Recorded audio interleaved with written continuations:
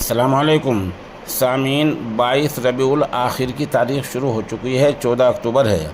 خبر کا عنوان ہے دیش دنیا کی اہم خبریں۔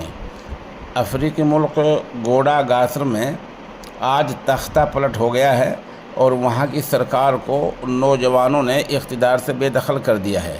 یہ اسی عمر کے نوجوان ہیں جس عمر کے نوجوانوں نے نیپال میں تختہ پلٹ کیا تھا۔ ان لوگوں نے سرکار کو بے دخل کر دیا ہے اور وہاں کے صدر ملک چھوڑ کر بھاگ گئے ہیں۔ اب اقتدار یعنی ستہ حکومت فوج کے قبضے میں ہے۔ ادھر ہریانہ میں جس IPS افسر نے خودکشی کی تھی،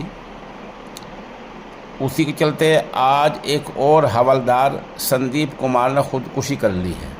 سندیپ کمار نے سنگین الزام لگائے ہیں۔ سندیپ کا کہنا یہ ہے کہ وہ خودکشی کرنے والے IPS افسر سے نہایت پریشان تھا اور وہ 50 لاکھ کی ڈیل کر رہے تھے۔ اس سے پریشان ہو کر میں خودکشی کر رہا ہوں۔ ان کے پاس سے بھی کئی صفوں کا خودکشی نوٹ ملا ہے۔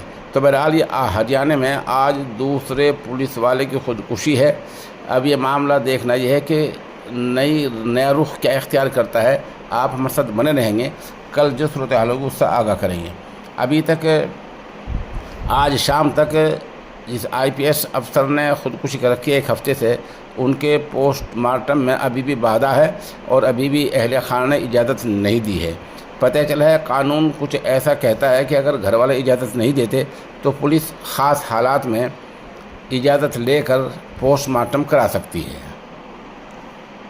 ادھر مشہور عالم دین مولانا بلال تھانوی دامت برکاتہم کافی بیمار چل رہے ہیں اور ان کو گڑگاؤں کے ایک ہسپتال میں علاج کے لیے داخل کرایا گیا ہے۔ مدرسہ تعلیم القرآن کیلاوڑا کھتولی مظفر نگر کے محتمم مفتی محمد ارحم جھنجھانوی کی فیس بک ID ہیک کر لی گئی ہے۔ ہیک کر بتایا جا رہا ہے کہ ان کے نمبر پر ID پر کوئی پیسے مانگ رہا ہے۔ انہوں نے گزارش یہ کی ہے کہ اگر کوئی ان کے نام پر پیسے مانگے تو براہ راست ان سے رابطہ کر لیں۔ ادھر آج پھر ایک خاتون مغربی اتر پردیش کے قصبہ کیرانے کے یمنا ندی پل پر گئی، شوہر سے تنگ آ کر خودکشی کرنے گئی تھی۔ اس کو بروقت پولیس نے پکڑا اور سمجھا کر واپس کیا۔